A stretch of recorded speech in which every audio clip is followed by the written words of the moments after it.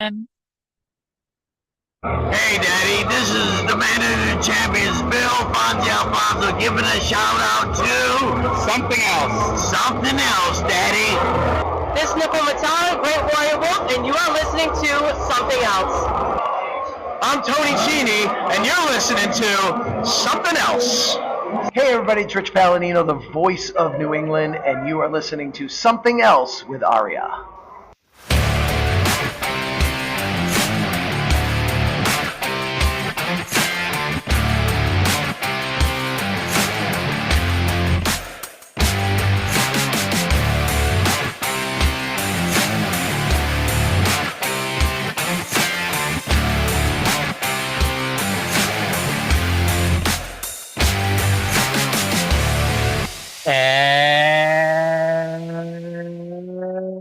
welcome to episode number 185 of Something Else. Feast your ear holes on this week's episode as we have Mid-South Wrestling and World Class Championship Wrestling from April 14th, 1984.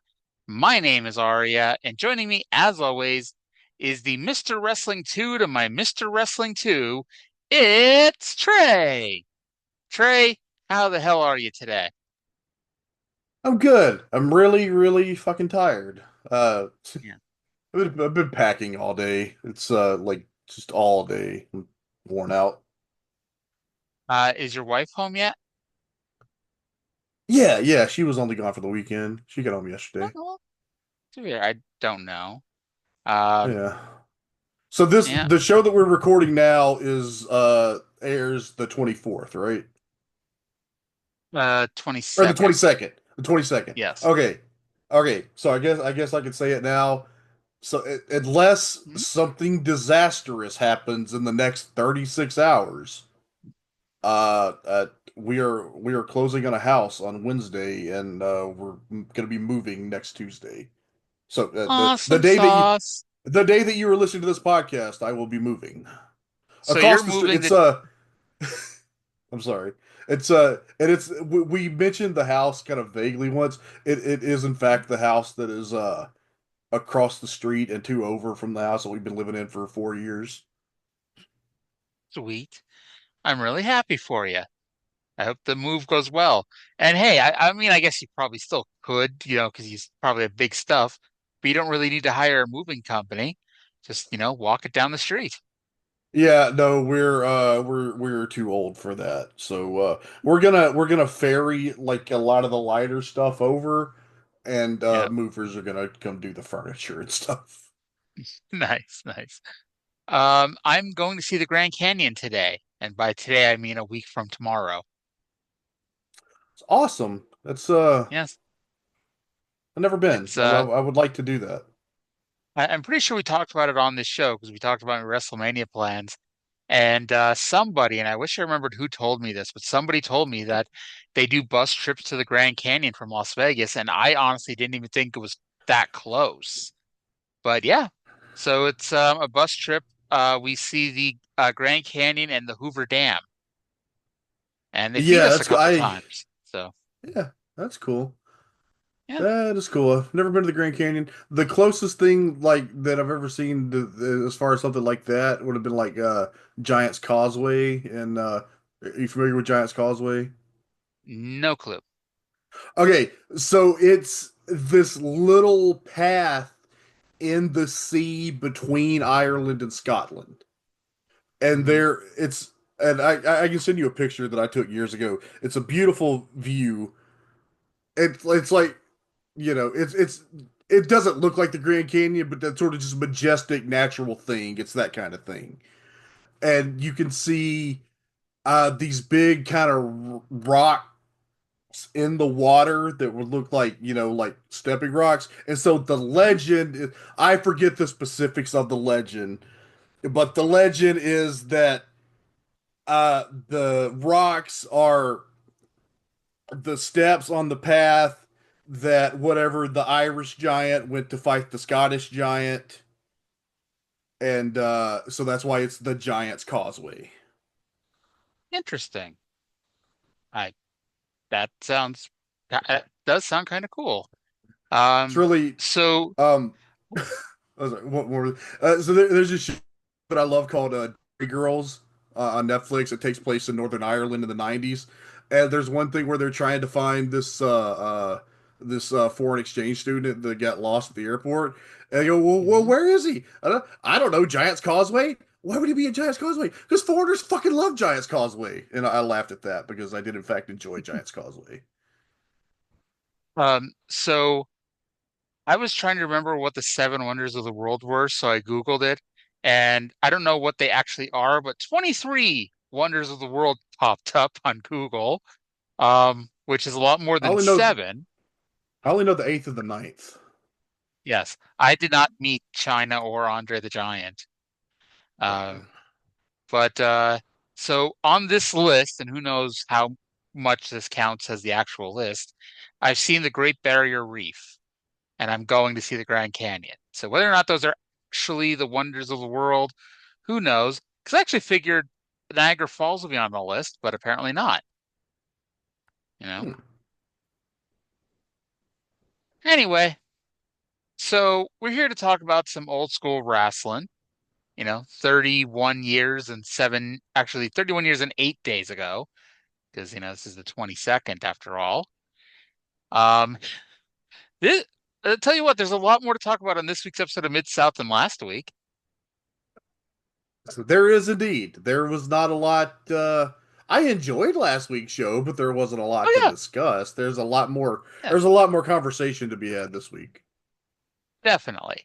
Now, in the version that you had, did you get the random intro with Boyd Pierce? That was like almost like a commercial for Mid-South Wrestling. No.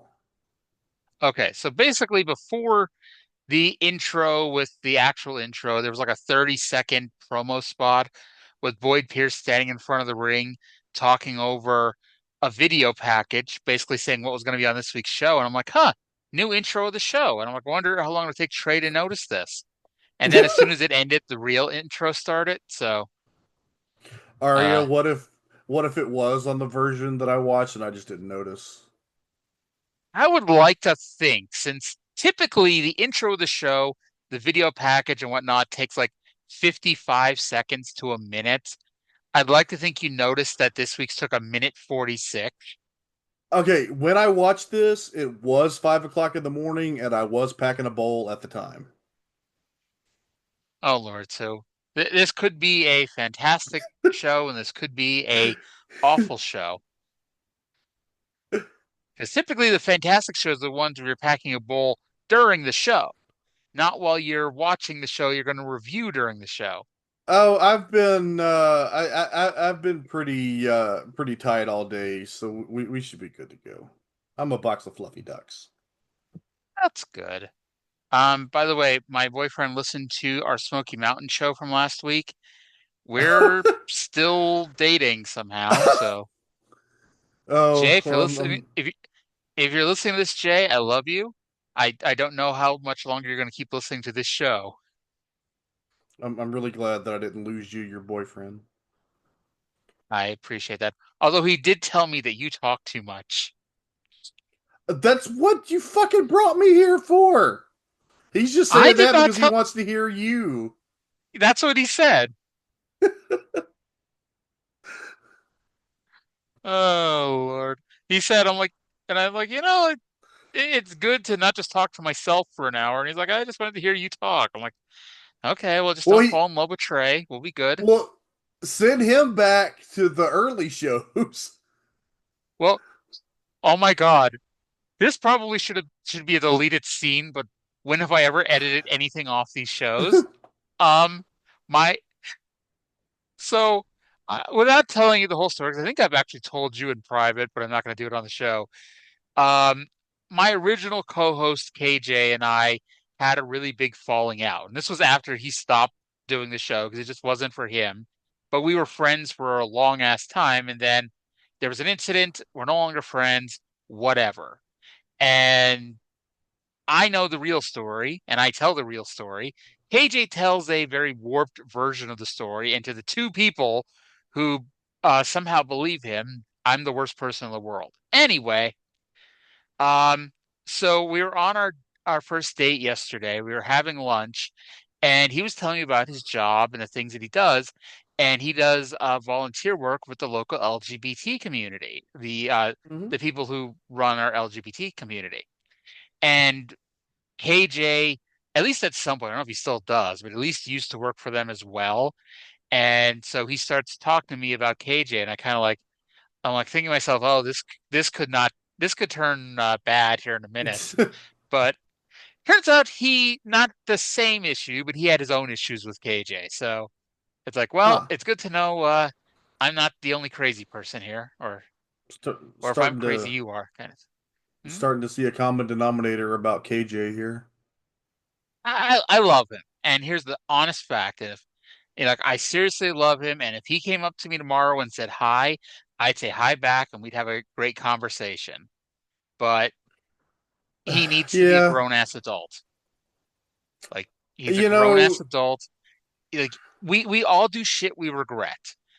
However, grow the fuck up and man up and admit that you made a mistake, you did something you regret, and it's not somebody else's fault that you did something you regret. I I've fallen out with very good friends for the same reason, and it sucks. Yeah.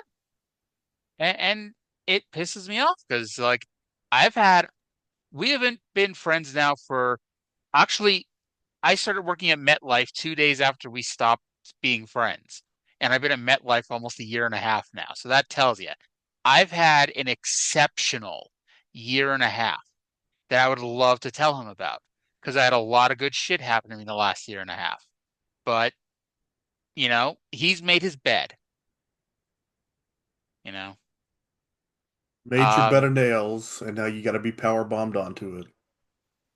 yes. Where who was it in the bed and nails match during the King of Death match? Was it Nakamaki or was it it wasn't Terry Uh, Gordy. Terry Gordy did the thumbtack match. nails sounds like Nakamaki. Okay. I know I never watched that show. Like when I was a kid, I had a perverse desire to, but I didn't have the money to buy the tape, or the Oh, means actually. But then when I became an adult, I'm like, I'm not interested in watching deathmatch wrestling, so I never went back and watched it. we should do that for the Friday night spot show. Oh darn, I think FM or is it FMW? Whoever it was, No, it is IWA. IWA Japan. IWA Japan no longer exists. There's nobody to copyright strike us. I'd say they probably won't throw up a copyright strike on us. We'll see if we make $1 off that video. Mick Foley may come asking us for money. Um, was it who was it? It was Mick Foley and someone else that went to the Insane Clown Posse when Terry they Funk. released. Was it Terry Funk? It was Terry Funk. Yeah. Look, I don't know why it didn't sound like Terry Funk, but I guess who the hell No, else would it have been? no, he wrote about it in his book that I think he had said something to somebody about it who knew them, and they were in the Amarillo area on tour, and they came out to the ranch and they had chili, and he said they left a check, and it was a very nice check, and he was very happy with it. Okay. Well, I don't know why it's like that. I guess I'd have to figure out who it was that, confronted them about it. Because, like, I know Mick was one of them, but I didn't, but like, Funk doesn't sound right. Anyway, let's jump into the show here. Now that we've been talking, Trey and I have been talking between the pre-show and now for 35 minutes, and very little bit has been about wrestling. Actually, we had a decent wrestling convo beforehand, but Yeah. not since I pressed Well, record this time. we Anyway, haven't recorded a show together in over 24 hours, so we've only 40, we've only well, talked like a lot instead of a whole lot. this is the fifth show I've recorded in 3 days. Um, so This I'm gonna be is I'm gonna be on fumes come tomorrow, just saying. this is my fourth in 3 days. Yeah. Yeah. If you include last Thursday, this is my sixth show since then. So Yeah. damn. Because we I feel like recorded two on Saturday and I did the Oh My God yeah. cast last night. And I did two TNAs with Cindy, and Hey, maybe, hey, who knows? Listen to the TNA show tomorrow and last Wednesday because I recorded that like an hour after I got home from my date, so I was in a really good mood. So Oh, maybe that'll it it have its effect on the show. it warms my heart to see you happy, Arya. It, me too. So let's go to the intro of the show with JR and Boyd Pierce. Hello, everybody, and welcome to this week's edition of Mid-South Wrestling Television Network.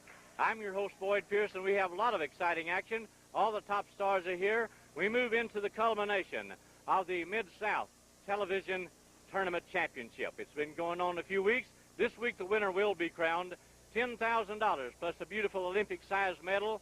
It's be the apex of one of the two's wrestling career as Terry Taylor goes in against Krusher Kruschev. To tell us the path that they reached these finals, also to describe the action, the expert commentator from Bixby, Oklahoma, Jim Ross. Boyd, thank you very much. Ladies and gentlemen, it's going to be a great hour of Mid-South Wrestling action.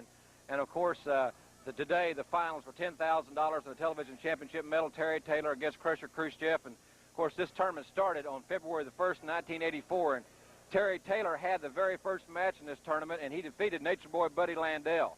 And Taylor was also a winner in our 6th round against Masayo Ito. The 8th round, Terry Taylor went against Hacksaw Butch Reed, and they went to a television time limit draw.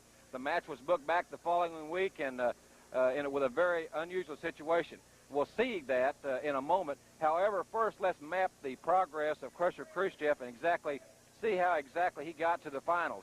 The 5th week against Magnum TA, he injured Magnum TA prior to that bout, and, well, let's just see right now exactly what transpired. As Cowboy Bill Watts has mentioned here on Mid-South Wrestling, professional wrestling is much like a game of human chess, inasmuch as there is a great deal of tactical warfare in addition to the physical warfare that we see in the squared circle. Let's go back in time to February the 29th. That's when Magnum TA and Mr. Wrestling 2 were at that time the Mid-South Tag Team Champions. Mr. Wrestling 2 had tried to degrade and discredit Magnum TA right after Magnum TA was named the #1 contender for the North American Championship. Inasmuch as that Mr. Wrestling 2 said that he could take an unknown and go against the Midnight Express and defeat them. Well, he did select a non-entity to go against the Midnight Express. The non-entity was destroyed, and the Midnight Express was in the process of destroying Mr. Wrestling 2. Magnum TA came to the ring to show his true colors, to show his loyalty to his coach. And there was another shark lurking in the waters, Krusher Kruschev, who was scheduled to go against Magnum TA in the very next match for the television tournament. Well, Krusher Kruschev did some damage. Let's watch that now. All right. So I always love when, and I don't think they've ever done this on Smoky Mountain, but I've done this on Mid-South a bit, where the announcer pitches it to a pre-recorded video of them talking about something else. Like, That was very funny to me. yes, Jim Ross throwing it to Jim Ross to talk about the television tournament for a medal and $10,000. And he talks about how everything's going there. I'm not going to play because it was off and on for about 10 minutes. JR basically just goes through the entire tournament, not match by match, but just the Terry Taylor and Krusher Kruschev, paths to the finals. Yeah. And I like this. I wish they would have done something like this last week, when we were like, well, last week is like a nothing show. Not that it was a nothing show, like we said, it had a lot of very good and fun wrestling to watch, but last week would have been a good week for a 10-minute segment where we just talked about the television tournament and what brought us to next week. Yeah. But You're right. this was, yeah. This was still great. I like this. I wish like wrestling would do this more often. I can't even say modern day because go back and watch watch a King of the Ring from 1990 from the 1990s. They might acknowledge the people that each person beat in like the qualifying round to get to the pay-per-view, but even that didn't always happen. And it's like even on the pay-per-view, it's like, oh, the finals is Owen Hart versus Razor Ramon. Well, let's tell you, Owen Hart beat Tatanka and the 1-2-3 Kid. Razor Ramon beat IRS and Bam Bam Bigelow. They didn't do that. And yes, that is legitimately the people that Razor Ramon and Owen Hart beat in the '94 King of the Ring to get to the finals. And you would think, hey, let's just go over that quickly. Nope, we didn't even do that. It's like, and now we're in the finals. Let's go to that now. Um, Yeah, they could have done a whole bracketology last week. yes, they could have. They could be suing ESPN. Uh, I was about to say the estate of Bill Watts, but he's still alive. Bill Watts could be suing ESPN for using the bracketology term. But Oh, does ESPN alas, own that? I don't know. That's the first time I ever heard of it was on ESPN. WWE's Maybe WWE's used sort it. That of. was a. I mean, Well, oh WWE's yeah, used it. That was the first place I ever heard it because I don't watch ESPN. WWE stole that from ESPN. Yeah. Like they'd been doing it for a while because that's I don't know if it's a show, but it's how they kind of describe when they're previewing the NCAA tournament and talking about who they Yeah. think is going to be in and out and everything.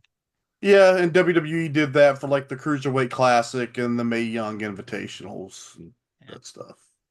Yeah. It's too bad they like stopped those at 1 and 2. And I know they kind of did something similar for the Cruiserweight title tournament when Enzo Amore got FIRED. Um, but Yeah. it's not really the same, you know. I gotta say, Mauro Ranallo and Bryan Danielson may be the greatest announced team of all time. Morrow is like, I don't know. I could see where people get annoyed by him, but I find him kind of charming. I like enthusiastic people, and I find that a lot of people really Yes. just don't like enthusiastic people. My wife is one of them. My wife gets like kind of freaked out if people are too enthusiastic. And that's I I mean there were other reasons too, obviously, but I think that had a lot to do with why he didn't work on the main roster. I think it has a lot to do with why he didn't work or not why Joey Styles didn't work on the main roster. It's like they're too enthusiastic and it's like Vince hated JR for a number of reasons. He wanted the and it's not even just the like Michael Cole, like the Midwestern flat voice, accentless voice. He wants like a real newscaster isn't going to yell and scream, no matter how excited they get. And you And know what? You know what the fucking funny thing about that is? You ever heard Vince do commentary? unbelievable. Hey, What a do as I maneuver! say, not as I do. 1, 2, he got him. No, he didn't. Come on, ref. I still wish Frank Shamrock would have twisted Corey Graves into a pretzel. I don't know Um, the context of that story, but I support Frank Shamrock twisting Corey Graves into a pretzel. there was I think it was the Survivor Series with Raw, SmackDown, and NXT. They did a takeover the night before, and Morrow was being Morrow, and Corey went on Twitter and was a complete dickhead about it. And Morrow had Uh, a mental health episode, and Frank Shamrock basically threatened to beat the fuck out of Corey Graves. good for him. Yeah. And then Corey I've Graves blamed Dave Meltzer, I've, which I've takes a lot of skill, you know. yeah, I've been Uh, enjoying these Maple Leaf Pro Wrestling shows, and the first two shows were Mauro Ranallo and Don Callis, which is a tremendous team, and then I think Don had a family emergency the second weekend, so he did like for both shows. It was like the first half was Mauro and Veda Scott, which I think she's terrific as well, and then mhm. the later part was Mauro and D'Lo Brown, which it D'Lo Brown is like the founding member of my boys stable. I love D'Lo Brown. D'Lo and Matt Stryker were the Impact announce team for a while, and they weren't that bad. Like it sounds like an announce team from hell in some ways, but they were not that bad. Like Tom Hannafan and Matthew Raywalt are much better, but they Yeah, were not bad at all.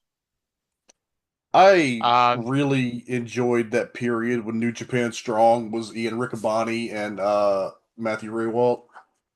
mhm. I I I don't know if he's still around because again, I don't watch New Japan much, but I miss Gino Gambino. Yeah, Like, he will randomly appear. Like I think he was like randomly in for the New Japan Cup last year, maybe, but he's not a regular. I don't care if like I'm the only person who remembers this or cares about this, but that man deserves his Bullet Club tracksuit. It does, and his legacy will forever live on in the name that he gave to the move that Doki adopted from Milano Collection AT. Its proper name is the Italian stretch number 32, but Gino Gambino dubbed it the Doki Choki.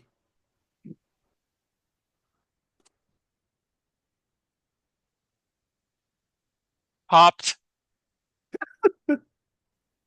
I was not expecting that. I was not expecting that. They they still the New Japan like Walker Stewart and Chris Charlton will still call it that, which they will say Italian Stretch 32 as well, but they will, as a shout out to Gino, they will always say Doki Choki. Oh Lord, I don't even remember what I was gonna say before you said that, but I had something in mind and then you said that and it was like lost my memory and it could not have been as good because, you know. Um oh, remember in WCW when Mark Madden when they weren't allowed to call it a mafia kick and he had nothing else to call it, so he called it the Italian American Heritage Kick? That's I vaguely remember that. That's tremendous. Mark Madden like he sucked, but like he was a breath of fresh air because like people like everyone's like, oh, Bobby Heenan's the greatest color commentator of all time. Go back and watch those WCW shows in '99. Like Oh, Shivani gets all the shit in the world. Bobby Heenan was throwing in the towel long before he got replaced by Madden. yeah, Bobby, it's not good. Mark Madden sucks as a person, but like he could get a funny line in on commentary. Yeah, no doubt. And I mean, he was overbearing, and I don't know if overbearing in a good way because like I know you want your heel announcer to be a little whatever, but like he was too distracting from the show. And then he had the audacity to say Lex Luger had like 4% body fat or something. But Luger said it himself, and Luger got pissed off. Oh Lord. Um. Anyway, so JR talked more about the aforementioned angle, and he talked about how the one where two capitulated on behalf of TA. And to be honest, there wasn't anything to mention. I just like having any excuse to bring up capitulate. Good word. It's a great word. Um, and also part of the reason I'm not playing any of these JR clips too is not just because like there was a bunch of them and they were all like 45 seconds, but for the reason the audio was really warped on them. And like you heard it a little Yeah, bit when I played a little bit that was playing, but it's like it would have been too much of a pain to just play those over and over again. yeah. All right. But it's now time for our final match. It took us 3 months to get here. Hell, they were talking about the TV title. Like, well, I guess first was the Brass Knucks title because they wanted to replace the Missouri or the Mississippi and Louisiana titles forever ago, and they just stopped acknowledging them. And they brought up the Brass Knucks title and the TV title months before they ever did anything. But here we go. It is Krusher Kruschev versus Terry Taylor in the 10th and final round of the television tournament for a medal and $10,000. But before we get that, after Krusher Kruschev has now been introduced, it's time, before the match begins, for a very special presentation. And if you don't see like the words angle alert flashing above your head right now, Uh-huh. then you're a brand new wrestling fan. But let's go to Reeser for this very special presentation. Further with the introduction of this match, I'd like to call Terry Taylor down to ringside because we have a very special presentation. Terry, if you will, come right over here. Sure. And there's a young lady coming out of the audience now that has a very special presentation for you, and she'll tell you about it. Here, I'd like to present you these flowers on behalf of Mary and Sue, a little crippled girl, and another one of your loyal fans who weren't able to be here. Thank you very much. I want to thank Mary Sue very much. Thank you. Okay, look at what this for me. I gotta go in here and wrestle. When I get done, oh man. You need to tell me that you gonna call yourself the top contender for the TV championship, boy.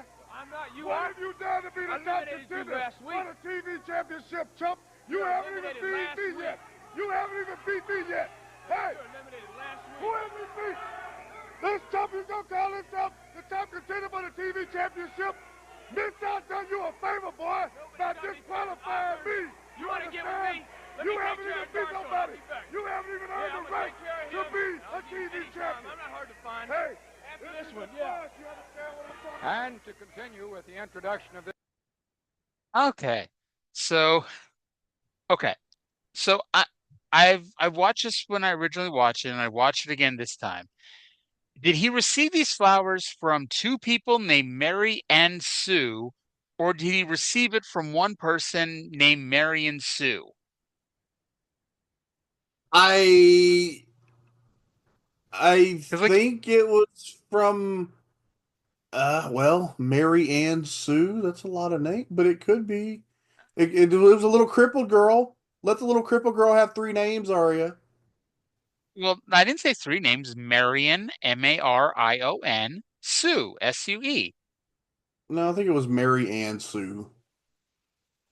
But like also like the way the lady said it, it was like, she said like, she's a crippled fan and one very loyal fan, or like the way she said it, I was like, okay, well, it's like these sound like two different people, but I don't know, two different people brought him one set of flowers. But well, they could have pulled their money. Flowers are expensive. I mean, to be fair, if they are two different people, one is a crippled fan, so I mean, how much can they really contribute? You know, they've got medical bills in theory. I don't know how Medicaid was back in 1984 Louisiana. People with disabilities have jobs and stuff, right? Well, the way they said, like, I don't know, I pictured being like a child. I did too. Like, you're probably right. Look, I'm I guess obliged to. you're obliged to argue with me, even if I choose to not argue with you every single moment. And you blame we're me when I obliged. argue with you. We're obliged to argue with each other, and I'm obliged to. I've gotten too much into this. I am not a. I guess I don't know. Never mind. Okay. What the fuck are we talking about? This wrestling show. So Butch Reed destroyed Mary and Sue's flowers. Terry had a problem with this, so Butch Reed gave him a pile driver on the floor. And we go to commercial with JR bellowing that Taylor has to wrestle or he's going to forfeit before we go to commercial. And it's hilarious the way this tournament's turned out for Krusher Kruschev, because it's like, through no real fault of his own, he has advanced multiple times through shenanigans. Because like wasn't he originally supposed to take on Dog, and then Dog got suspended, or Dog left town for 60 days or whatever, and that's how he advanced there. And then he was wrestling Magnum TA, and Mr. Wrestling 2 capitulated on his behalf. And now he's scheduled to wrestle Terry Taylor, and Butch Reed attacked Terry Taylor. Yeah, very lucky. Everything's been coming up Krusher Kruschev since he switched loyalties. Yes. If this was Simpsons, he'd be Millhouse wearing his flood pants. Yeah. So we're back from commercial, and Reese's still in the ring, because where else is he going to be? Let's go back to Reeser to reintroduce this match. And let me unmute it. I'm just as much in the dark as you are, but right now, we're waiting to see if Terry Taylor is going to come back out and be able to wrestle. As you can see, without like a light just a few moments ago. But I see Terry Taylor making his way to the ring right now. So let's see what's going to happen.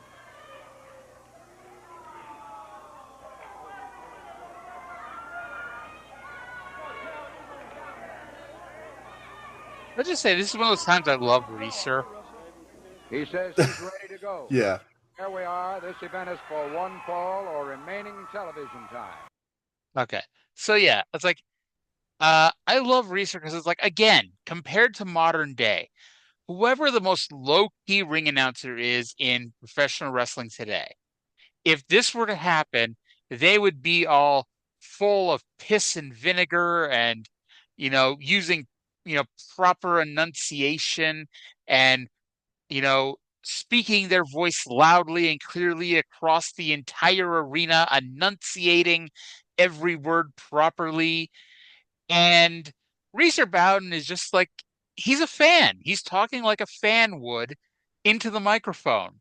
It's like, well, we're here and I don't know what's going to happen, but Terry Taylor is supposed to come out and wrestle, but I guess we'll see. Oh, and here's Terry Taylor. So let's get to it. Yeah, there was a certain degree of charm that was lost when it was no longer the local weatherman or the local newscaster doing the wrestling announcing. Yep. Doing the wrestling commentary. Plus, when you think about it too, it's like not like I imagine announcers weren't making a shit ton of money, but it's like it probably saved the promotion a little bit of money because they may not have had to pay for the announcer. It's like you're the TV and you work for the TV station, and this is a show. Well, I mean, they don't tape this in a TV station, tape it at the Boys Club, but it's like the kind of the same thing where it's like, you're a local guy. We don't really have to like dig deep into our pockets to pay you, kind of thing. Yeah. So Taylor is wearing what is allegedly a neck brace. And I guess it was, but it looked more like a towel. Even in Louisiana, I don't know if a man could go into the ring wearing a neck brace. For some reason, I don't know why, because I wasn't watching the match anytime recently, and I wasn't reading 2020 issues of The Observer, but I thought about that AEW pay-per-view when Matt Hardy and Sammy Guevara had a match, and Sammy tackled Matt Hardy off of a cherry picker, and Matt's head smacked off the floor, and then Doc Samson magically cleared him to continue to wrestle 10 seconds later. And I'm like, do you think Doc Samson was there and cleared Taylor to wrestle here? Entirely possible. Now, honestly, it's like this was not much of a match. Nowadays you have the finals of a tournament. That's when you go balls to the walls. We trade finishers back and forth. We bring the crowd to a tizzy. We're trying to make them throw the babies up in the air. But this honestly was a step above a squash match, and it made sense because one of the participants just got pile driven on the floor. Context is everything, and this made absolute sense in context. And Kruschev then pinned him with another pile driver, decisively in about not even 3 minutes. Yeah, and this damn Soviet sympathizer, Krusher Kruschev, has more or less just had smooth sailing through calm seas all the way to this medal and $10,000. Yep. Now is where we start getting a little eyebrow raising because not only does Nikolai Volkov run down to celebrate, Butch Reed runs down to celebrate too. So yeah, there might be something going on there. But let's go to the medal presentation because, again, it's a medal, not a championship cummerbund, and we need a presentation for a medal. Let's go to the ring. Ladies and gentlemen, it is my privilege to present this beautiful medal which denotes that this man is the Mid-South Television Wrestling Champion. And this medal, of course, is awarded to Krusher Kruschev. In addition to that, we present to Krusher Kruschev a check for $10,000 and our congratulations. Well, there you see it, exactly what has transpired. It makes me sick in my stomach to see the beautiful red, white, and blue around the neck of the Russian sympathizer. But we'll be back with more action after this word from the Mid-South Wrestling Television Network. You know, the only thing that would have made this better, in my opinion, if they would have brought out a podium for him to stand on and they played the Russian national anthem. Because this whole time they were like comparing it to the Olympics. That's why they're getting a medal and not a title belt, because it's an Olympic year. And I'm like, let's go all the way with it. Let's do an Olympic medal presentation. Yeah, yeah. That would have been better. It might be a little too much, especially once he loses the belt. But I would say every time he defends the TV title, after he wins, they should do an Olympic medal presentation. Like, and give him another medal. Oh my God! Like every successful defense, you just have another medal. It'd be like kind of like the Dragon Gate, the Open the Dream Gate title, where it's like to challenge, you get a key, and then if the champion successfully defends, you get the key and you get to attach it to the post on the belt, something like that. So, I know we talked about the early days of UFC a few months ago when it was the anniversary, or not the anniversary, but like when we got to the Smoky Mountain show, that was the week of UFC 1. Did you ever go back and watch some of those early UFCs? I have intention to. I was gonna work at least the first few into my my viewing, but I'm behind on the viewing, so I'm gonna get caught up. I watched UFC 5 many years ago. I've rented it on a tape out of curiosity, and that was the one with that fucking horrible Hoist Gracie Ken Shamrock fight where they snuggled for 36 minutes.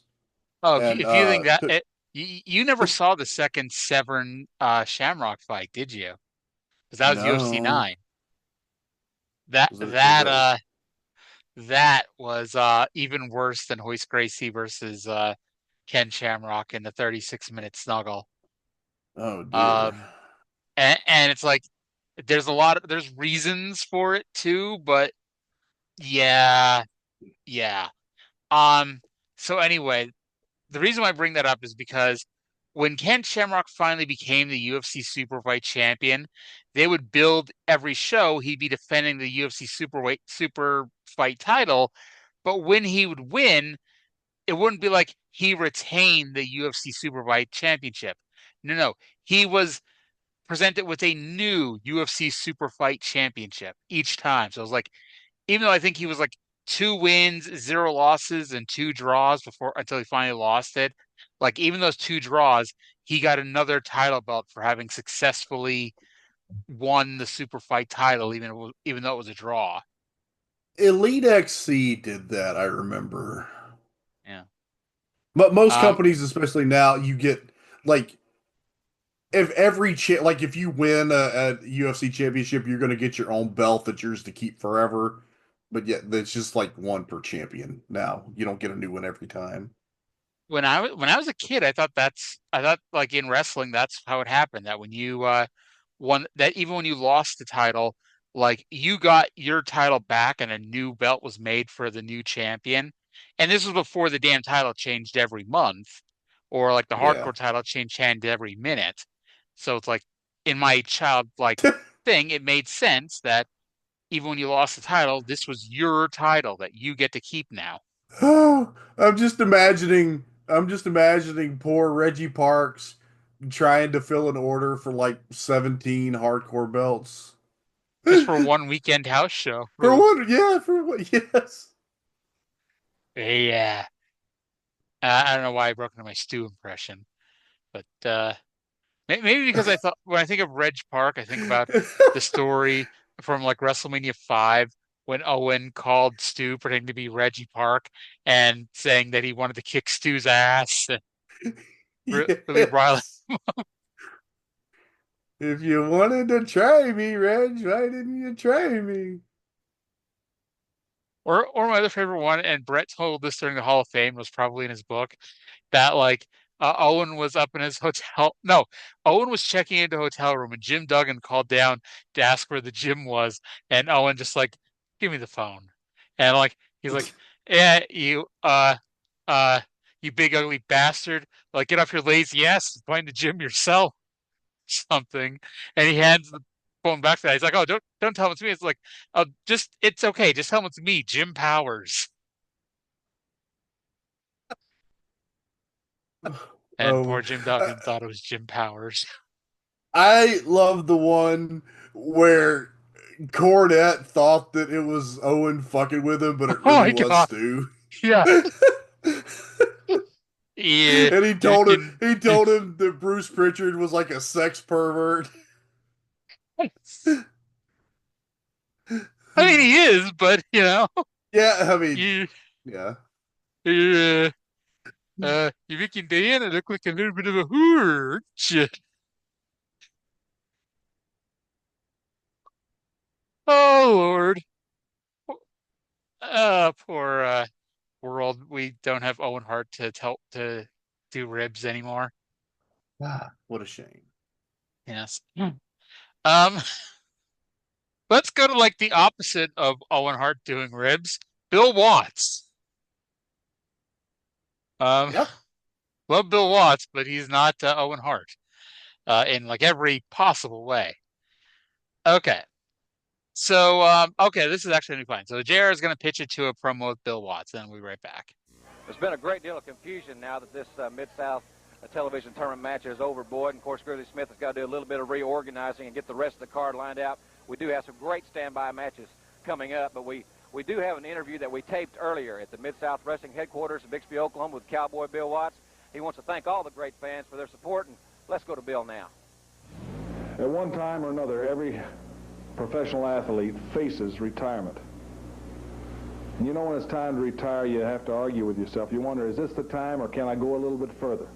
And then when you make the decision and retire, you always wonder, was I really through? Or was there just a little bit more? Because let me tell you, in order to be in a sport, not only for the money, you got to love it. It's got to be fun. It's got to be a challenge. So I'll admit that I was sorry about losing my temper, but when it happened and then when the Express split me open, I saw the opportunity to one more time let the competitive juice flow, get the old spark, and it was there. The competitive urge, the urge to dominate somebody physically, to humiliate Jim Cornette and the Midnight Express. It certainly makes this scar I got up here from him a little more palatable. Well, I just want to thank everybody in the Mid-South area for helping me enjoy the Last Stampede. The competitive urge is still there, and I enjoyed it. I loved it. I love every minute of it. But it was the Last Stampede. And today I'm here just to give you my personal thanks. Thanks a lot for making the Last Stampede the greatest event of my life. And I understand they have some footage of the Last Stampede. Boy, for the fans that were there, I'm sure that they'll agree with me that Jim Cornette and the Midnight Express will never forget their experience with Cowboy Bill Watts and the Last Stampede. Right now, let's see some great highlights from the Last Stampede. All right. So before we get to that, this was a nice "I'm retired" promo. It's like, Watts is being honest. So, I mean, how often do you like someone comes out of retirement for one match only and then they're just back full time? But Watts is like, nope, nope. The Last Stampede was the Last Stampede. I'm done. Thank you anyway. Yada, yada, yada. And I thought it And was a nice little promo. he never did, other than those couple of times in '96 when like he had to sub for the Undertaker. Did he? No, I think he does wrestle again a couple times in the next few years. Like I think it just becomes I think it becomes a once a year thing. Oh well, I could that's be wrong. fair. Let me look this up because I feel like it was. Oh yeah, he wrestles. Okay, Jesus yeah. Jesus Christ, he wrestles a lot in Oh, '86. uh-huh. He wrestles 25 matches in 1986, and he Okay, well, wrestles about 10 or so next year. So, including well, at least one on television. Well, two on TV we're going to see. And then we get to 86 where like we're just gonna be like, are you sure you want to keep doing this? And I'll be like, yeah, we've only got 1 year to go. Let's keep going. Yeah, the world class by that point is going to be rough. Yeah. Um, oh my God. Krushenko is gonna be here. Boris Krushenko, who was on this show last year, the year before, and he was the most inflexible human being. It was Vladik Smirnov was his name here on Mid-South last year. He was the most inflexible person ever. His finisher was a backbreaker, but wouldn't, whatever bend at all. It's like it was like the most preposterous looking you've ever seen in your life. And he apparently will be here in 86, getting, by the looks of it, looking at results, a pretty decent push. Yeah, better. Yeah, I'm sure he did. It's like Larry Higgins had like the worst match we've ever seen with Paul Orndorff, but like he became a perfect competent wrestler when Paul Orndorff had his Yeah. winner leaves town match against Larry Higgins. That was great. Most people with enough experience will achieve a certain level of competency. Most. And most people are smart enough not to no sell Paul Orndorff's finisher. Yeah, that wouldn't strike me as a good choice. Paul Orndorff is not alive right now, and I would not no sell his finisher in 2025. No, Um, no, look, he whooped Vader's ass with one arm. Vader in 1995. yeah, yeah. And Vader like had one of those reputations of being a tough guy, you know?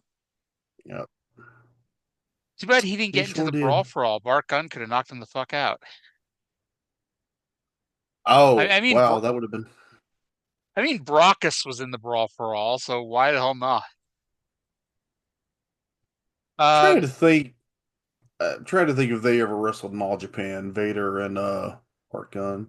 They probably They, did. I don't know about All Japan, but they definitely had a match on Heat during the Brawl For All because like they angled it out because I think it was right before Barcon was fighting the Godfather. They did an angle on Heat where Godfather attacked him, uh, and threw him into the post to weaken Bart Gunn Oh, before the shoot that they were going to have. okay. Like that, like seriously, that I think that may be even more ridiculous than booking him against Bart Gunn. It's like, or booking him against Bart Gunn. Well, booking him against Bart Gunn would have been interesting too, but booking him against Butterbean, it's like, or like when they would like have like the Godfather offer his opponents the hose. It's like, why? Like, it's a shoot, you know. But I whatever. I think he even said on Dark Side of the Ring his training was he just got fucking stoned. Oh yeah, and like I don't know if anybody was actually training, or I don't know if Bart Gunn really was training, but like, do you think Bradshaw trained at all? No. Like No. Mark Marrow, like I'll be honest, when I was a kid, I thought it was a work because I had heard years and years and years that Mark Marrow was a Gold Glove boxer. I'm like, so Mark Marrow's going to win the Brawl For All because he was a boxer, so he's going to win. And for a number of reasons he didn't, not the least of which was it was like A, it wasn't really boxing, but B, it was like he hadn't boxed in so long. It's not something you can just step back into the next day, you Nah. know. Um, but I love how I don't even know how the hell we ended up talking about the Brawl For All, I but don't I can't even like go on my train of thought there to work backwards. Anyway, so what you heard JR at the end. JR pitches it to a video of the Last Stampede. And I don't know why. I think I'm just a moron. It did not occur to me why the wrong video played at first, anyway. Because Yeah. instead, we Yeah. got highlights. We got highlights of last week's match Hmm. between the Rock and Roll Express versus Reed and Budrow. And I was thinking, remember that episode of Raw, like in 2005, when Triple H was feuding with the Big Show, and he was going to air like all these clips of building up to their match, and they aired the wrong clip, and he was on TV like, "Well, that wasn't the clip I thought they were going to play," but yada yada yada. Um, I I was like, "Oh, this is weird. It's a taped show, and they aired the wrong clip. That's botchmania worthy." But then JR acknowledged it, like we aired the wrong clip, and it's like, okay. And even then I'm too fucking stupid to realize what the hell is going on here. Like You got it eventually, though. I'm I sure. did.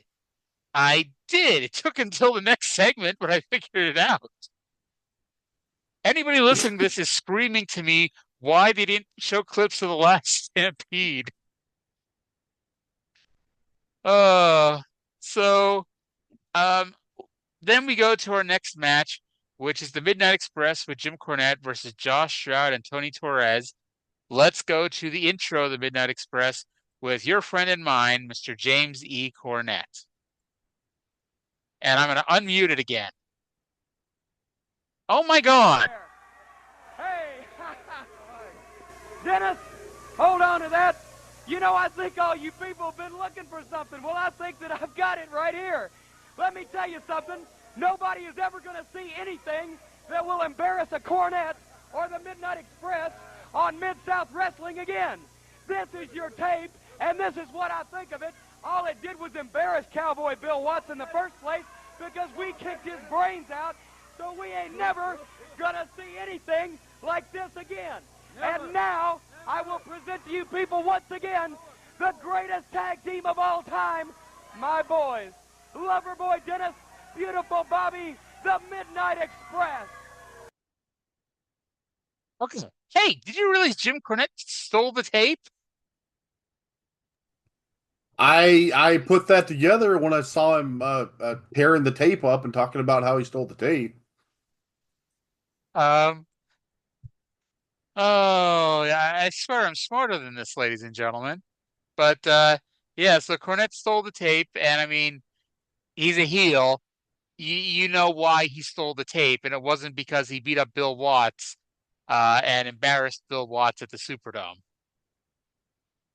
Well, Cornette is such an upstanding citizen that he wouldn't want to subject the small children of Louisiana to the violence that he inflicted upon Bill Watts during the Last Stampede.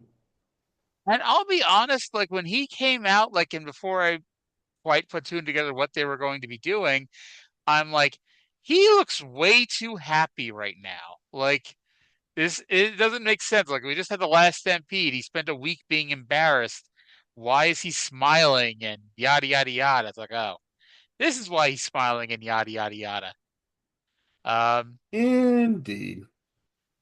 So Midnight Express won with the heart attack. They did. I noticed that. Yeah. I literally rewound. I'm like, wait a second, did this win with the heart attack? And they did. So did I. They did win with the heart attack. They did. It was a heart attack. I mean, it was a match. I didn't say anything else about it. Did you? Did I say anything? Hold on. Yeah, no. Dennis Condrey gave Josh Stroud a brainbuster, and Ross called it a pile driver like maneuver.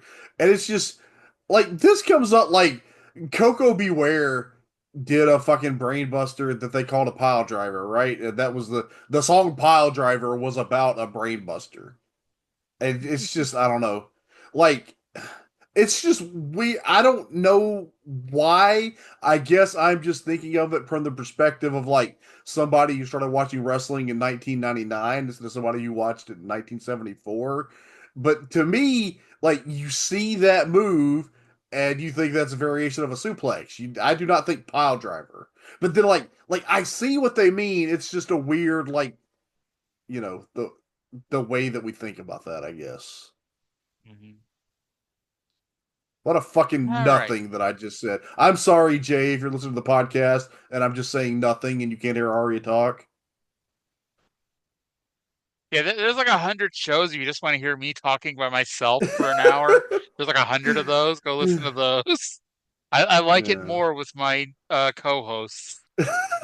Um, so I'm not going to play it at this point because we've this isn't that important. But Somber JR talked about the North American title representing all of North America, and then pitched it to a video of Mr. Wrestling versus Magnum TA at the Superdome.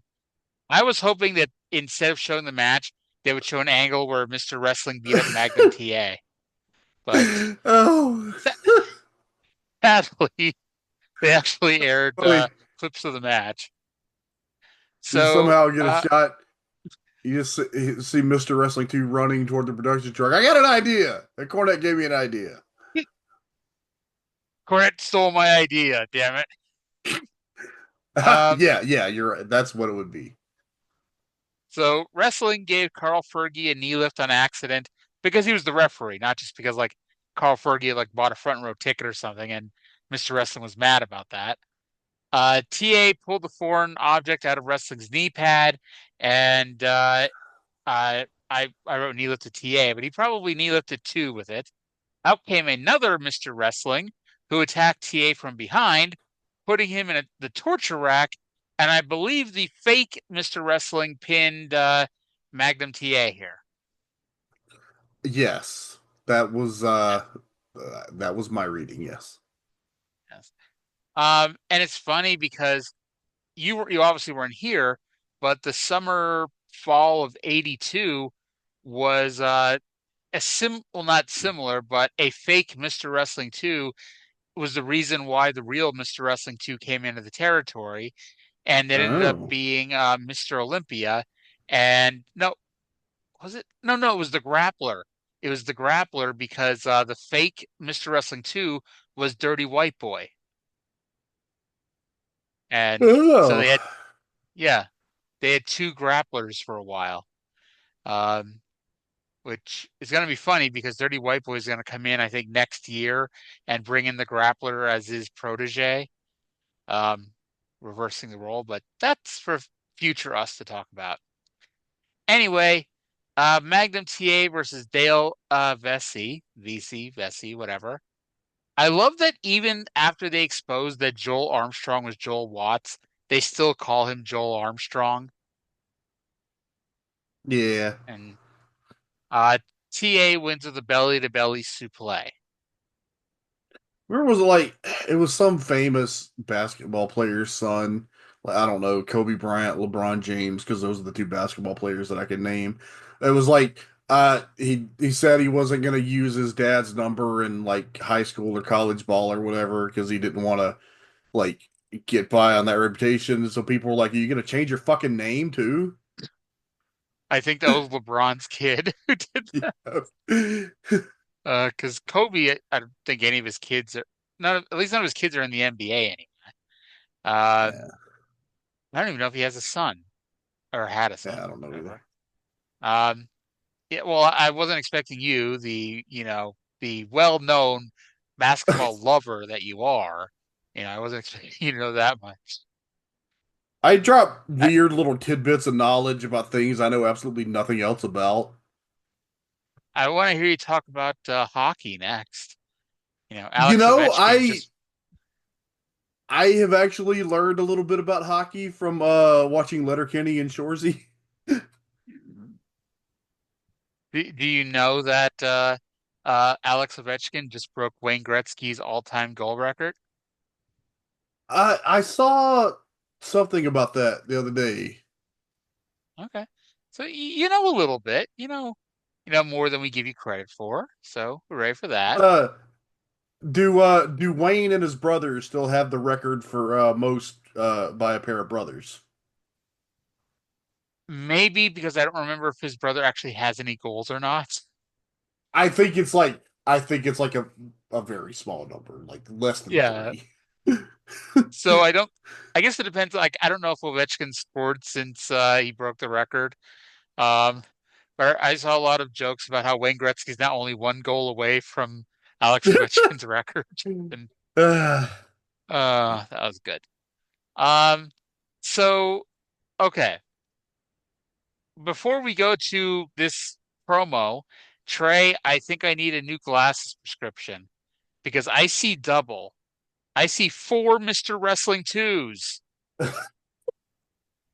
When I saw the clip from the Superdome, I looked up who it was, and then when I saw him here, I felt stupid because it's like I know those traps. I was like, me too. Like when I looked it up, I'm like, oh my God, it's so obvious him. But we'll tell you who him is in a second. Let's go to the intro of this match against Joseph Oldie and a promo with original Mr. Wrestling 2. I'll take charge from here, thank you. I just want you people out here. I know you all been waiting to see Mr. Wrestling 2, the man that I have been training for over 2 years. A man, as you well can see, has bigger arms than T.A. ever had, has a bigger chest than T.A. ever had, and most important, he's loyal to me. As you well can see, this is now Mr. Wrestling number 2, and I am number 1, Mr. Wrestling, and don't none of you out there ever forget it. It's not nice of Mr. Wrestling to be training someone for the last 2 years, apparently. Yeah, he's been planning this angle a long time. He saw TA in Florida and decided I'm gonna lure that guy in and then fuck him around. So Mr. Wrestling 2.0 now against the original Joe Savoldi. Now, 2 just came from Charlotte, where he was Assassin 2, and later on goes to WWF, where he becomes Ricky Steamboat's WrestleMania 2 opponent, number 2, because originally, according to Bret Hart, in George Scott had booked Steamboat versus Bret, but it got changed to Steamboat versus Hercules. Uh, and so Hercules just making a career out of being the second one. Yeah, what might have been if that have you seen the match that they had in Boston that would have basically been like the dry run for the match they would have had? I did. That would have been easily the best match on WrestleMania 2, and yeah. honestly may have given some competition to Savage Steamboat. But Yeah, depending on no, time. Actually, I'll take that back. I don't think it would have because it's something to say it now. Like looking back, Right. yeah, Bret Hart versus Ricky Steamboat would have been a fucking banger, and it still would have been really good. But 1986 Bret Hart didn't really have credibility. Yeah, that's Like, true. I'm not saying Hercules had loads of it, but if you're gonna take two guys with no credibility and one is big and one is not that big in 1986, it's going to be the big guy that gets the spot. So, the way to differentiate these two is so the Mr. Wrestling that is formerly known as Mr. Wrestling 2, that would have been Mr. Wrestling and then a Roman numeral 2. So this new Mr. Wrestling 2 would be Mr. Wrestling Who? Is it TOO? Or Mr. Wrestling Who? Okay. So not 2.0. I popped myself for Mr. Wrestling 2.0 and you didn't even acknowledge it. It's an anachronism. Nobody was thinking of points in 1984. No, they weren't. I wrote 2 hours later, 2-1 with the torture rack, but actually he didn't win with the torture rack because Savoldi never gave up to it. He was in the goddamn move forever because I'm assuming TA must have missed his cue because Joe Savoldi did not submit and TA hit the ring for the disqualification. He had to get assaulted by 2 1.0 and 2 2.0 until Stagger Lee made the save.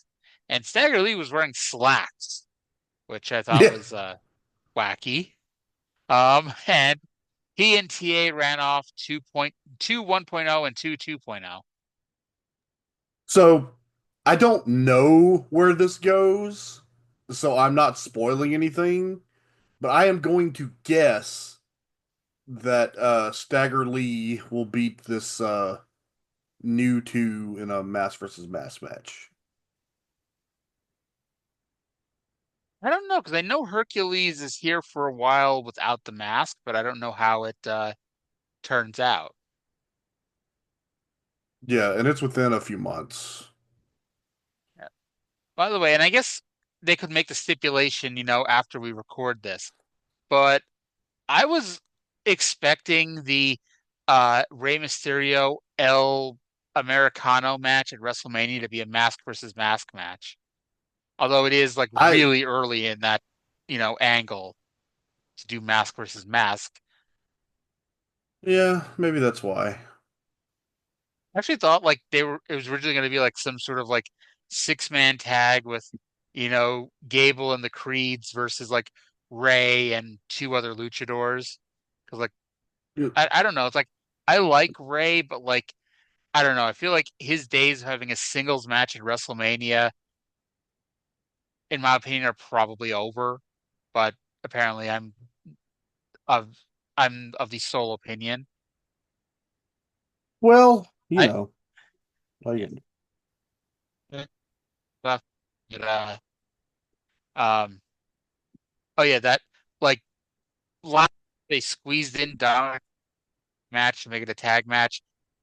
Reason at all. Ray may have been really feuding at that point. And it's like I was ready for it to become an annual thing where like Ray was just gonna wrestle matches that included Dominic for whatever reason.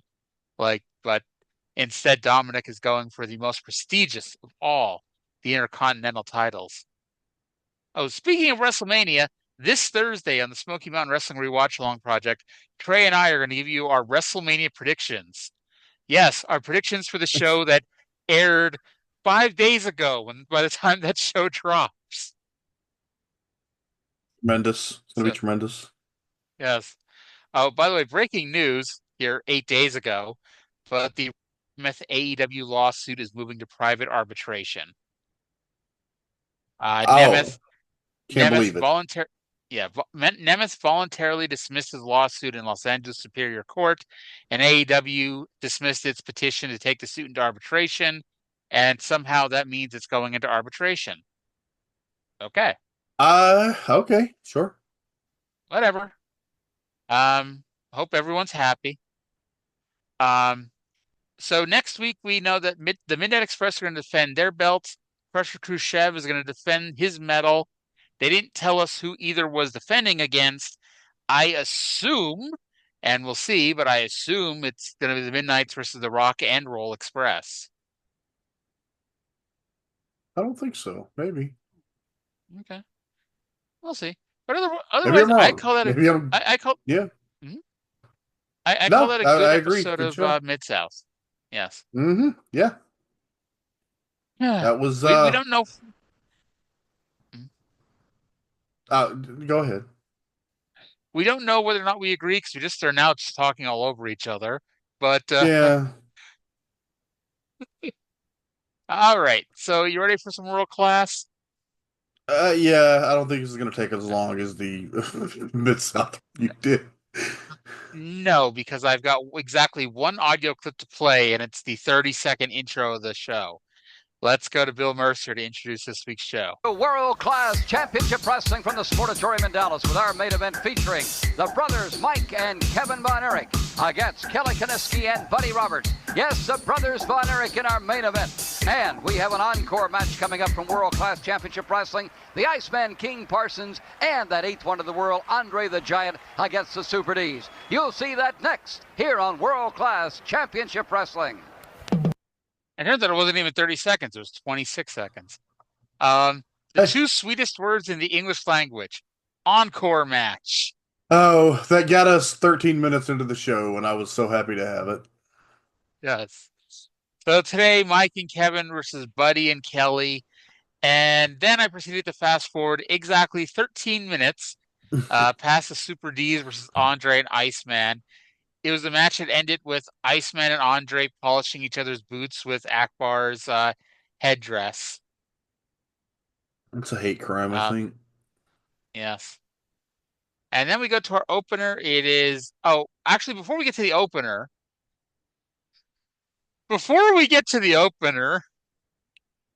there was a random ass Von Erich music video played to some random ass synthesizer music that went 3 fucking minutes. This horrible, awful, soulless production music that just hurts to listen to.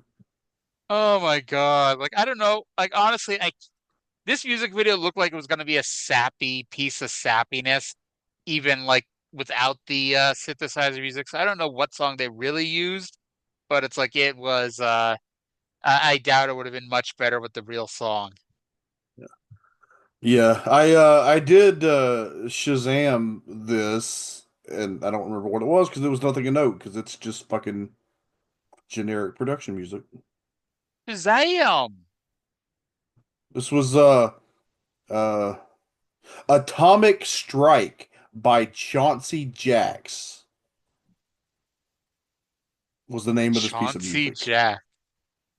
Chauncey Jacks. But by the way, the Super D's are on this show. Bill Irwin, on this show, his real name is Chauncey in storyline, and so the I crowd, missed that. yeah, the crowd taunts him by chanting Chauncey at him. Now, where did this come from? That his real name is Chauncey? I don't even know where that came from. Because his real name isn't Chauncey. But this was like a 2 week angle on World Class like a year ago where he was on there and he'd be in the opener every week and the fans would chant Chauncey at him. And Mercer was like, well, that's his real name. And I'm like, no, it's not. Next, you're going to tell me that Max's real name isn't Max. Can you prove to me it's not? You can't. Well, maybe, I don't know. I used to. Don't give me this. Don't give me this Dewey garbage either. He is not a Dewey. He is a Max. He is a missing link and not a decimal system. Yes. So speaking of Max, he's out first with General Skandor Akbar versus Mike. Don't call me Jack Gallagher. Max began the match by threatening to headbutt a post, but since Ak won't let him, Max decided to wear a metal folding chair as a scarf. As you do. Yeah. So I started remembering those dreaded Max squashes on Mid-South, and then I started thinking about how unnecessarily long matches on this show can be, and I started to worry. Now, it ended up being for naught, because they finished it up in under 4 minutes. But the day that we get Max versus Johnny Mantel in a 10-minute draw is the day that I quit the show. Oh my God. Oh, I nearly quit TNA last week when Mike Sanders challenged for the X Division title. I was like, if that motherfucker wins the X... Actually, no, that's tomorrow, I think. Either tomorrow or last week, Mike Sanders challenged for the X Division title. I'm like, if that motherfucker wins the X Division title, I quit. The former WCW Cruiserweight Champion is not a worthy contender? No. Not when I'm watching Amazing Red and Jerry Lynn kill each other to become the #1 contender, and fucking Mike Sanders, who hasn't won a match in 7 weeks, gets a title shot. How the fuck are you going to go from amazing to above average? Well, if it helps, they're going the opposite direction. They're going from above average to amazing, because Red's going to get the title shot next. By the way, the one above average Mike Sanders lasting legacy to me is that to this day that quick snap over the backbreaker that Randy Orton does, I still call the 3.0. Okay. But which one? It was last week when Sanders challenged for the X Division title, because that was the one where the Harrises came out afterwards and beat up Trinity, while Kid Cash walked away laughing. And then this week on TNA, the Harrises come out during Kid Cash versus Trinity, because yes, that happens. And after menacing Trinity, they beat up Kid Cash. Because you see, it's a swerve. Of course it is. Do they? I'm not even going to ask. No, they didn't explain What? it. What? Oh, no. I'm sure, bro, if you watch next week, bro, they'll explain why, bro. And I'll bet you $10 bro, that even if they explain it, bro, it won't make any fucking sense, bro. Max Anyway, won with the diving headbutt. which came after Mike punched him in the head. And I'm like, is that the best idea with a wrestler who willingly headbutts the ring post and hits himself in the head with a chair? Is punching him in the head really gonna help? I guess it depends on where you. Maybe Mike Gallagher knows some shit about pressure points that we don't know. So we got Kerry Von Erich versus Super Dunn with General Skandor Akbar. I was honestly a little surprised they didn't plug this match at the beginning. Like, maybe it was probably in like the listing when they run down the list of all the matches we're gonna have, but like it's a Von Erich. Why isn't Kerry's match against Super Dunn part of Bill Mercer's intro? Because he's super done with it. Very true. And of course, David Manning Von Erich is the referee here. Kerry handled the big D.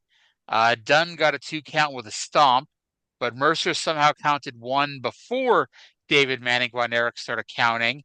So to Mercer, it was a fucked up finish that he had to cover up. And I rewound it just to make sure because I don't put anything past David Manning Von Erich, but no, this was Bill Mercer fucking up, not David.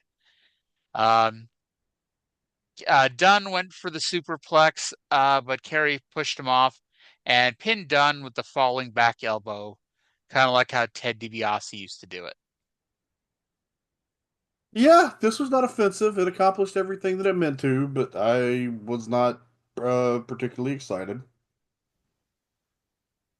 Then we get our main event, Kevin and Mike Von Erich versus Buddy Roberts and Kelly Kiniski with Michael Hayes in their corner.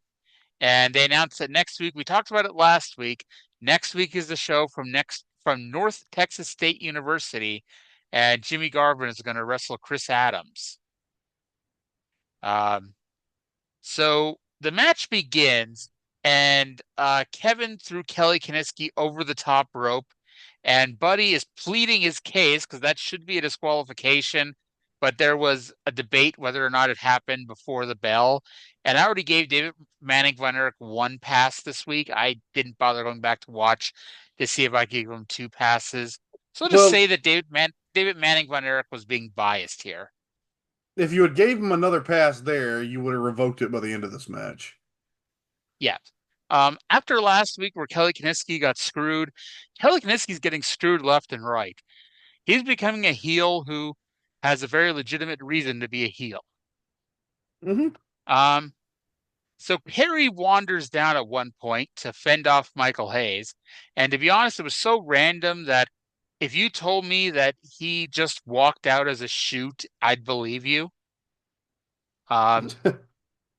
He chased just Michael. kind of wandered out.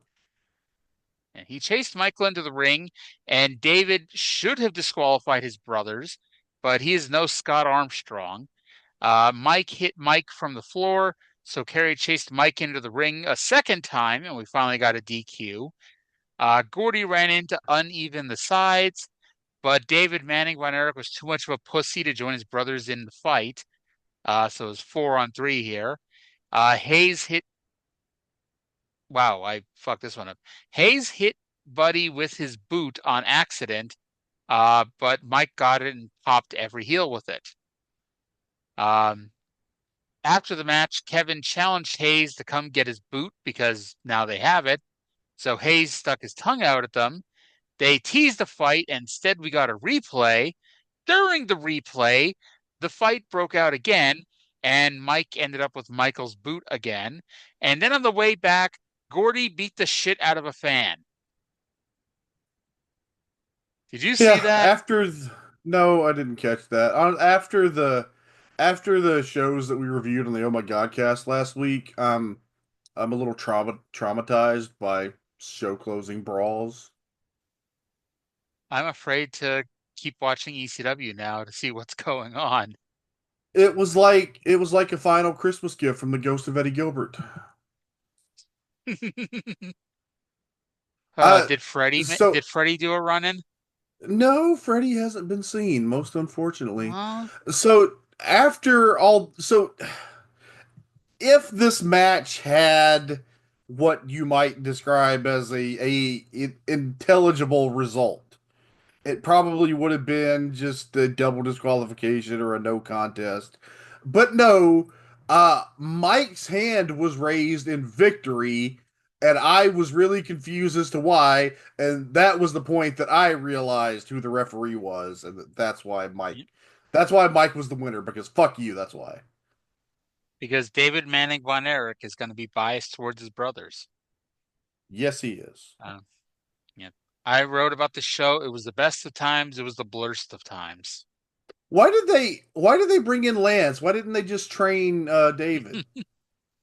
I bet David probably would have been better. I bet he would have been a more believable Von Erich too. David Manning Von Erich, because to not be confused with the other David Von Erich. Yeah, so I would never besmirch original David Von Erich by not distinguishing between the two of them. Very All polite of right. you. So I think we managed to finish World Class in like 10 minutes. Huh. What it deserved. There's a big difference between a Mid-South show with nothing but wrestling on it for an hour and a World Class show with nothing on it but wrestling for an hour. Yeah, those are two very different propositions. Yes. All right. So we're like an hour and a half into the show. Anything else you want to talk about? Um, well, no, I hope everybody had a great WrestleMania weekend. Oh my God. This show be coming to you from beyond the grave right now. And I'm worried is a strong word. Okay. But like my flight is on Wednesday and it's like all this shit lately about planes crashing and whatever. I'm getting a little paranoid. And then today there was an earthquake near San Diego, which is my first stop. My plane goes from Uh, Boston to San Diego to Vegas. wow. That's Yes. I like well, my paranoia. I like I love to fly. I haven't been this paranoid since the first time I ever flew. I hate flying and I'm not afraid of it. Like I don't freak out on planes. It's just like I hate the whole experience. It's probably mostly because I'm fat. Maybe if I wasn't fat, I wouldn't hate it so much. Hmm. Um, but it's funny because like before I took a plane for the first time, I don't know why I thought this, but I thought when planes take off, it was like a reverse nosedive. So it's like we're just going straight up in the air kind of thing. And it's like, so like, and this is like, I'm 27 years old on the way to Miami for WrestleMania 28. And I'm like, I remember clutching the armrests, like, and staring straight ahead. And I'm like, as soon as we're in the sky, I'll let go kind of thing. And I'm like, and we're going and we're going and we're going. And I'm like, why aren't we going up yet? And I glance out the window and I'm like, what? Like, and I look over and like, we're 10,000 feet in the air. And I'm like, oh shit. And I relaxed. You were 27 the first time you were on a plane? Yep. Yeah, I was 24? I think I was 24.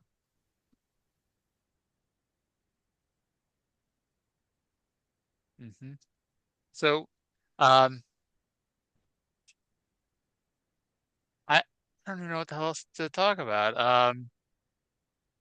Yeah, Well, that's I mean, I probably a guess good probably a good hint that it's time to take it home. probably.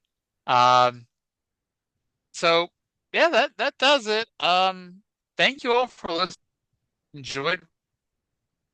Sure that even if both shows fun time, and I didn't freeze my ass off this year. looking at the weather reports, I'm going to sweat my ass off this year. So I guess Yeah, that's stay good. hydrated. I will. Although I hear that like I still need to bring like decently warm clothes because it gets really cold at night. So we'll see, I Yeah, guess. I'm gonna send you a link to something that you might be very grateful for. Why do I feel like this show's going to turn into like one of those observer type shows or the Jim Cornette experience where like, oh, well, talk to you off the air. And it's like, I can almost guarantee you this is not going to be some super awesome thing. Well, maybe it will be super awesome, but like it won't be like some super secret inside pro wrestling thing that we're not telling you about. If we wanted to do that, we would just come on the show every week and say in vague terms that we know something big is happening, but we can't tell you what it is. And so this way, when something big eventually happens, we're like, see, this is what we're talking about. Okay, I well, it's not gonna be any of that. I was gonna send you an Amazon link for a portable handheld rechargeable fan. Oh, okay. Well, it's a little too late for me to get it in time for my trip, but thank you. Well, But maybe sometimes you can get it the next day. I don't know. it's 10:06 at night on the East Coast. I don't trust that I'd get it in time. I But should have thought of this before. yeah, it's all good. It's all good in the hood. But that's gonna do it for this week's show. Hope everyone enjoyed the show again. Go listen to the Oh My God cast, and we'll talk to you again Thursday. And Trey, I'll talk to you tomorrow where we talk about Thursday. Bye. Bye.